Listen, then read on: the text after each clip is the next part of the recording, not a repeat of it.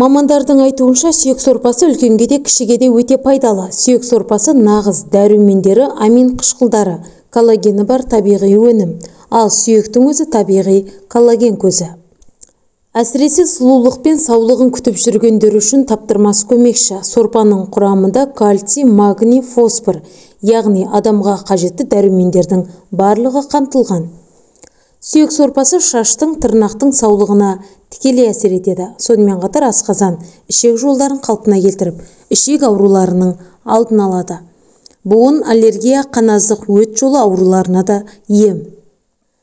Мамандардың айтуынша, сорпаны қайнатудың да өзінің заңдылығы бар. Сорпаның қайнау ұзақтығы 8 немесе 22-24 сағатқа дейін ұзақ болу керек.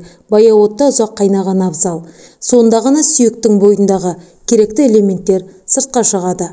Таңдаған сүйек ірі қара малдың жілігі болса, оны жуып қазанға саласыз.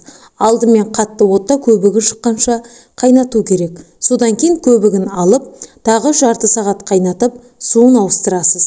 Сөйтіп екінші рет қазанға су толтырып, қатты қайнатып аласыз да, сосын баяу отқа қоясыз.